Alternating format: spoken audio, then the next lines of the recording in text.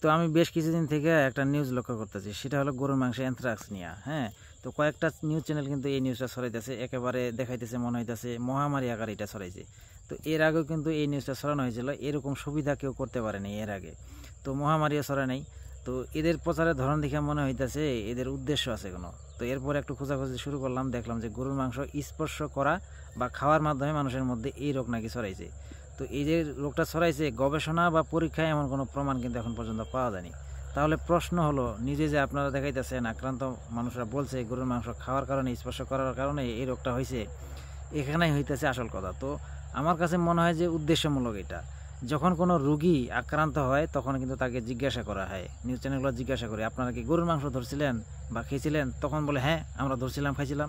তো একজন স্বাভাবিক মুসলমান গরুর মাংস ধরবেও আবার খাবেও, এটা সবসময় খায়। কারণ মুসলমানরা সপ্তাহে অন্তত কোনো কোনো মুসলমান সপ্তাহে একদিন খায়, কেউ 2 দিন খায়, কেউ 15 দিনে একদিন খায়, কেউ মাসে একবার খায়। তো খায় তো নাকি, সবসময় তো তারা খায়। কিন্তু আশ্চর্যের বিষয় হচ্ছে এই রোগে কিন্তু হিন্দু ধর্মাবলম্বীরাও কিন্তু আক্রান্ত হয়েছে। তো তাইলে কি এখন বলবেন গরুর মাংস তারা খাইছে বা ধরছে? তো এখানে হইতেছে আসল কথা। বাংলাদেশের যে আইইডিসিআর আছে না, তারপরে বিশ্ব সংস্থা হু, এর মতে কিন্তু 2010 থেকে 2023 পর্যন্ত বাংলাদেশে অ্যানথ্রাক্সে আক্রান্ত হয়েছে 6 থেকে 7,000 জন মানুষ। কিন্তু নিশ্চিত মৃত্যুর সংখ্যা 30 থেকে 50 জন। কিন্তু এই যে মৃত্যু হয়েছে, তাদের যে মৃত্যুটা হয়েছে, এটা যে গরুর মাংসের কারণেই মৃত্যু হয়েছে, একেবারে পুঙ্খানুপুঙ্খভাবে এটা তারা গবেষণা করে দেখছে নিশ্চিতভাবে, এমন কোনো প্রমাণ কিন্তু তারা পায় নাই। তো এইখানে 13 বছরে 30 থেকে 50 জন। হ্যাঁ, কথা হইল এই যে হিসেবটা মাত্র 50 জনের, 30 থেকে 50 জনের, কিন্তু সেটাও নির্দিষ্ট না, বুঝছেন?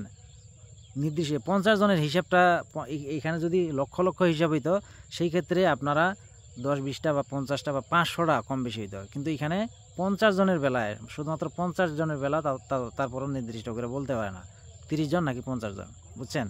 এখানে আবার টাইনা বলছে 30 জন, আবার 30 থেকে 50 জন মারা গেছে। তো এই যে কারণ হইতেছে, এই যে একটা গবেষণাপত্র প্রকাশ করছে পিএমসি 1077, তারপরে হইতেছে 2127, এই নামের একটা গবেষণাপত্র প্রকাশ করছিল। তো সেইখানে যে প্রাণী এবং মানুষ যেগুলো মারা গেছে, প্রাণী এবং মানুষ উভয় কিন্তু মারা গেছে। তো তাদের যে সংখ্যা এটা করা হয়েছে, হ্যাঁ, এই সংখ্যাটা কিন্তু আলাদা করে নাই, মানে মানুষেরটা আর পশুরটা কিন্তু একসাথে কইরা যোগ দিয়া তারপরে ছড়াই দিয়েছে, এতগুলো মারা গেছে। তো 13 বছরে 30 জন নিয়ে এত হয়েছে, কিন্তু বাংলাদেশের ধূমপানের কারণে, শুধুমাত্র ধূমপানের কারণে গত 13 বছরে 13 লক্ষ মানুষ মারা গেছে। কোনো হইচই আছে কি এই বিষয় নিয়ে?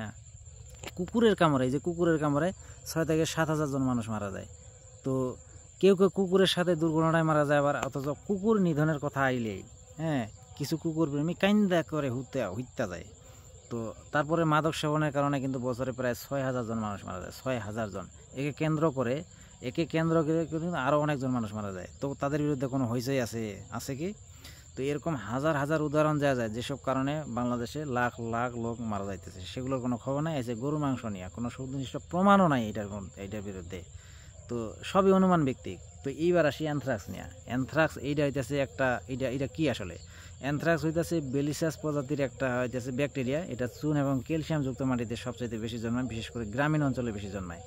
তো অ্যানথ্রাক্স তো শুধু গরুর হয় না, এটা ছাগলের হয়, ভেড়ার হয়, মহিষের হয়, হরিণের হয়, শূকরের হয়, এরকম তৃণভোজী স্তন্যপায়ী প্রায় সকল ধরনের প্রাণীকে কিন্তু এটা আক্রমণ করতে পারে। এমনকি পানি থেকেও আক্রমণ হইতে পারে, পরে মাটি থেকেও আক্রমণ হইতে পারে। তাহলে শুধু গরুর মাংসের বেলায় এত কথা কেন? এদের কথায় বোঝা যায় যে গরুর মাংস না খাইলে এইটা রোগ হইবে না, খেলে এইটা রোগ হবে। অথচ গরুর মাংস না খেলেও কিন্তু এই রোগ হইতে পারে। প্রচারণা দেখে বোঝা যায় কিন্তু গরুর মাংস খেলে আকাশ থেকে ভাইরাসটা ঠুস করে নিচে নেমে আসবে, আইসা তারপরে মাংসকে সংক্রমণ করবে। যে এইটা হইতেছে খাইছে বা ধরছে, তারাও এইটা আক্রমণ করে। মানে এই ভাইরাসটা হইতেছে গরুর মাংসকে চিনি। হ্যাঁ, এই জন্যে যেই হইতেছে এটা ধরবে বা খাবে, তাকে এটা আক্রমণ করবে। তো এইসব বিষয়গুলো একসাথে করলে আমার কাছে মনে হয় যে এটা হইতেছে উদ্দেশ্যমূলক এবং কারণ হইতে পারে মুসলমানদেরকে গরুর মাংস থেকে দূরে রাখা। তো আপনারা একটা কাজ করেন, আপনারা যারা এই নিউজটা বেশি বেশি প্রচার করতেছেন, ছড়াইছেন, আপনারা একটা কাজ করেন, আপনারা যে হাঁটাহাঁটি করবেন, হাঁটাচলা করবেন, আপনারা মাটি পরীক্ষা করে তারপর হাঁটাচলা করবেন, বুঝছেন? যেখানে যাবেন, তারপর ফসল যেমন ধান চাল এগুলো কেনার আগে ওই কৃষককে জিজ্ঞেস করবেন, যে বিক্রি করবে, যার কাছ থেকে নেবেন তাকে জিজ্ঞেস করবেন কোন মাটি থেকে এই ফসল উৎপাদন করা হয়েছে। সেখানে আমরা আগে মাটি পরীক্ষা করব, তারপর হচ্ছে এই ফসলটা আমরা কিনবো, নাহলে কিনবো না। হ্যাঁ, তো আর এই ভাইরাস নাকি শত শত বছর থেকে বেঁচে থাকতে পারে, তাহলে যাইবেন কোথায় আপনারা, বুঝছেন?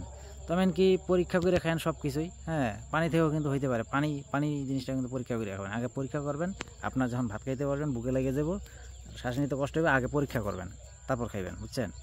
তবে আমাদের জন্য একটা সুবিধা হয়, বুঝছেন? এমন হইলে একটা সুবিধা হয়, কম দামে আমরা পাবো। আপনারা খাইয়েন না ভাই, আপনারা খাইয়েন না, আমরা খামো। তো আমরা গরিব মানুষ, কম দামে পাবো, গরিবের মরার তো ভয় নাই, হ্যাঁ, আর গরিবরা হইতেছে মরতে পারলেই বাঁচে।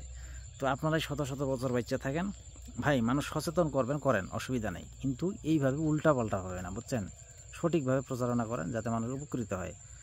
আর যারা সংবাদ শুনলেই একেবারে গিল্লা খায়, হ্যাঁ, জনগণের মধ্যে কিছু কিছু লোক আছে, তো সত্য হোক মিথ্যা হোক সেটা তারা যাচাই করে না। এরা নিউজ চ্যানেলগুলোকে ফেরেস্তার মতো দেখে, মানে ফেরেস্তা, ওরা ওরা কোনো ভুল ত্রুটি করে না, হ্যাঁ, একেবারে সৎ লোক তারা, সবাই দেশে সঠিক পুঙ্খানুপুঙ্খভাবে তারপরে নিউজ করে। তো আপনারা একটু, যারা হইতেছে জনগণ, হ্যাঁ, আমার মতো, তারা হইতেছে একটু বুঝে শুনে এগুলো বিশ্বাস করবেন।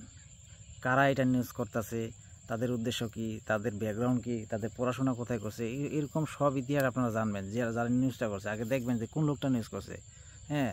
যদি আপনার সন্দেহ হয়, তো সব কিছু দিয়ে আপনি সন্দেহ করবেন তা না, হ্যাঁ, কিছু কিছু জিনিস একটু চিন্তা করা দরকার, যে এদের আসলে উদ্দেশ্য কী। তো এই বিষয়গুলো আগে দেখবেন, তারপরে হইতেছে বিশ্বাস করবেন, বুঝছেন? নিউজ করার সাথে সাথে গিল্লা খাইয়েন না।